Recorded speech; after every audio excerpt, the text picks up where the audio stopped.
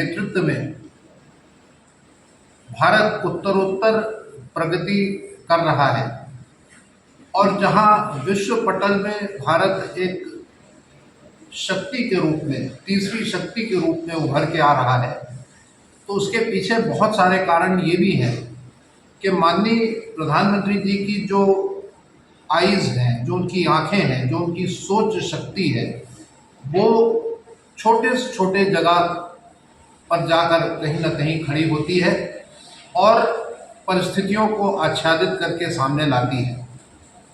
यहाँ ये कहना बहुत माकूल होगा, बहुत उचित होगा कि माननीय प्रधानमंत्री जी जहाँ एक तरफ डिजिटल इंडिया की बात करते हैं तो वहाँ दूसरी तरफ मिलेट्स की बात करते हैं, दलहन की बात करते हैं।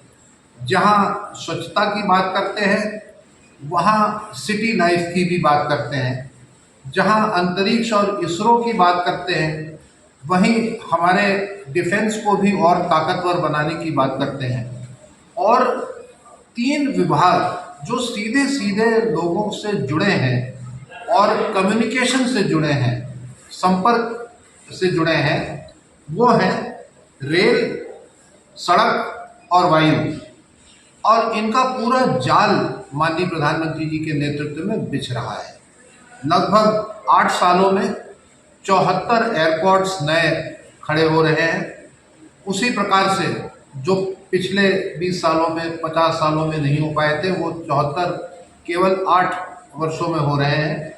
उसी प्रकार से माननीय प्रधानमंत्री जी की जो योजना है रेलवे स्टेशनों के लिए, और उस अमृत भारत स्टेशन योजना के तहत 508 स्टेशंस का चुनाव हुआ है, जिनको एक मॉडर्न स्टेशन के रूप में, आधुनिक स्टेशंस के रूप में, जैसे हमारा कमलापति है, जैसे हमारे दूसरे स्टेशन बन खड़े हो रहे हैं, अहमदाबाद का हो रहा है, लखनऊ का खड़ा हो गया है, लगभग प्रयाग में भी हो रहा है।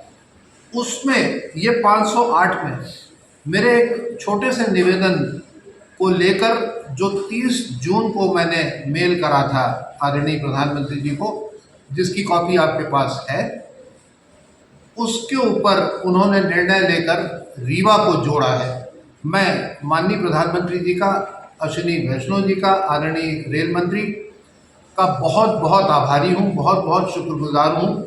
और माननीय प्रधानमंत्री जी का तो व्यक्तिगत रूप से मैं बहुत बहुत शुक्रगुजार हूँ कि जहाँ जहाँ मैंने लिखा है, जिन जिन मुद्दों पे, चाहे वो ओरछा से अयोध्या हो, चाहे वो बांधवगढ़ को कहीं ना कहीं पर्यटन के साथ टूरिज़्म, केवल वाइल्ड लाइफ तक नहीं लेकिन सामाजिक टूरिज़्म, एंशंट हेरिटेज का टूरिज़्म के साथ जोड़ने की बात रही हो, माननीय प्रधानमंत्री जी के यहाँ से त्वरित कार्रवाई होती है, त्वरित वहाँ से मेल आ जाता है। और ये चौथा मेल है जो माननीय प्रधानमंत्री जी ने विकास के सिलसिले में मेरे लिखने पर दिया है। मैं उनका व्यक्तिगत रूप से आभारी हूँ। वो उनका एक पूरा कॉन्सेप्ट प्लान है। मैंने वही कॉन्सेप्ट प्लान में माननीय प्रधानमंत्री जी को और माननीय वैष्णव जी को कहा कि आप निवेदन करा कि आप इसको जोड़ दें रीवा को, तो उसमें वो आ जाएगा। जैसे मैंने कहा कि वो मॉल जैसे हो जाएंगे, तो ऊपर फूड कोर्ट हो जाएगा, ऊपर होटल्स हो जाएंगी, विश्राम गृह भी हो जाएगा।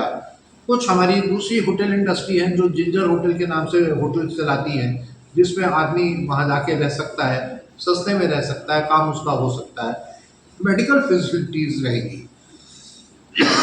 वो बहुत इम्पॉर्टेंट है कि मेडिकल फैसिलिटीज़ रहे, फूड कोर्ट रहे, आदमी वहाँ जाके घूम भाग सकता है।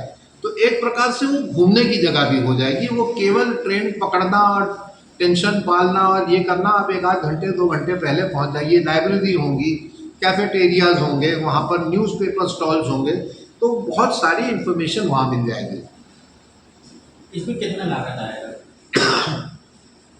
रीवा के स्टेशन में तो आर्किटेक्ट्स के साथ में मैं बैठूंगा और उनसे बात करूंगा। एक और भी बहुत महत्वपूर्ण बात है कि हर जगह में, भारत के कोने कोने में जहाँ ये स्टेशंस हैं, वहाँ विरासत कहीं ना कहीं छुपी हुई है, और वो विरासत जो वहाँ छुपी है उसका आईना बनेगा ये एयरपोर्ट और ये स्टेशन। तो एयरपोर्ट भी उसका आईना बनेगा, रेलवे स्टेशन भी उसका आईना बनेगा। तो ये एक बहुत महत्वपूर्ण बात है कि जैसे व्यक्ति ट्रेन से उतरा या एयरपोर्ट से उतरा तो उसको समझ में आ जाएगा कि जिस जगह पे हम आए हैं उस जगह में ये चीज़ें हैं। तो टूरिज़्म बढ़ेगा, रूरल इकॉनमी बढ़ेगी।